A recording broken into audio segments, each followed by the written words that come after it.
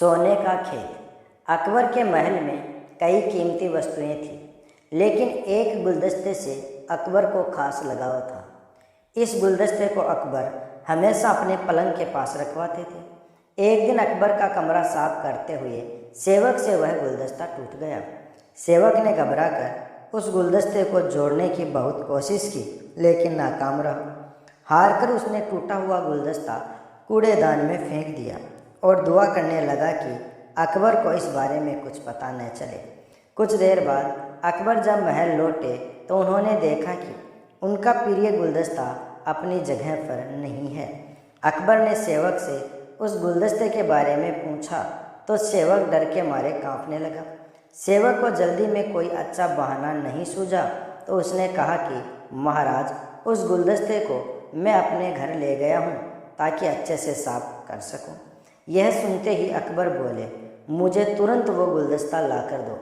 अब सेवक के पास बचने का कोई रास्ता नहीं था। सेवक ने महाराज अकबर को सच बता दिया कि वो गुलदस्ता टूट चुका है। यह सुनकर अकबर आग बबूला हो गए। क्रोध में अकबर ने उस सेवक को फांसी की सज़ा सुना दी। अकबर ने कहा, झूठ मैं बर्दाश्त नहीं करता हूँ। जब गुलदस्ता टूट ही गया था तो झूठ बोलने की क्या ज़रूरत थी। अगले दिन इस घटना के बारे में जब सभा में जिक्र हुआ तो बीरबल ने इस बात का विरोध किया। बीरबल बोले कि झूठ हर व्यक्ति कभी न कभी बोलता ही है। किसी के झूठ बोलने से अगर कुछ बुरा या गलत नहीं होता तो झूठ बोलना गलत नहीं है।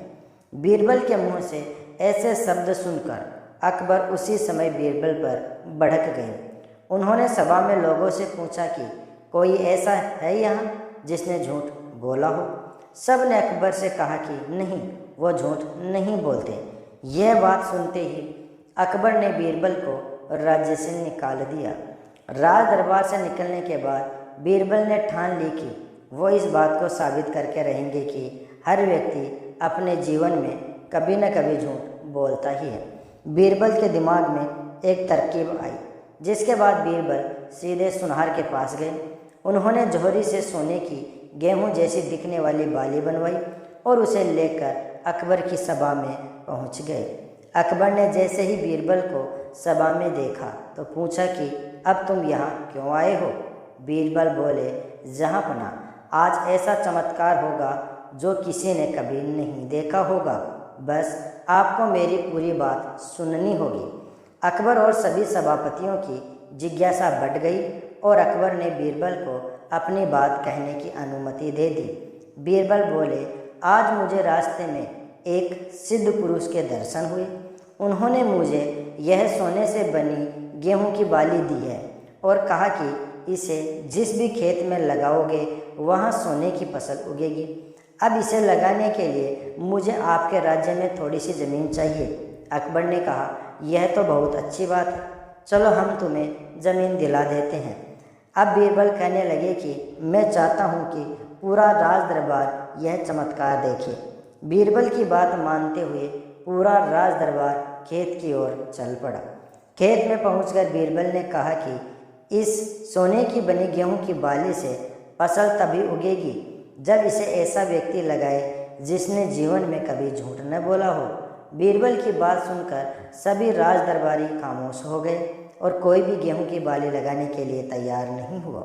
अकबर बोले कि क्या राज दरबार में ऐसा कोई व्यक्ति नहीं है जिसने अपने जीवन में कभी झूठ न बोला हो। सभी खामोश थे। बीरबल बोले, जहाँपना, अब आप ही इस बाली को खेत में रोप दीजिए। बीरबल की इस बात को सुनकर महाराज का सिर झुक गया।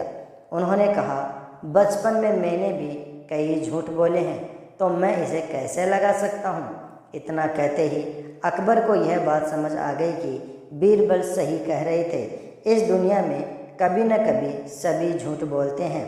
इस बात का एहसास होते ही अकबर उस सेवक की फांसी की सज़ा को रोक देते हैं। इस कहानी से हमें यह सीख मिलती है कि बिना सोचे समझे किसी को बड़ा दंड नहीं देना चाहिए। हर काम को सोच विचार कर ही किया जाना चाहिए। साथ ही एक छोटे से झूठ की वजह से किसी व्यक्ति का आकलन भी नहीं किया जाना चाहिए, क्योंकि कुछ परिस्थितियाँ ऐसी होती है कि लोग झूठ बोल देते हैं। दोस्तों, बीरबल की चतुराई वाला ये किस्सा आपको पसंद आया हो तो वीडियो को लाइक, शेयर और चैनल को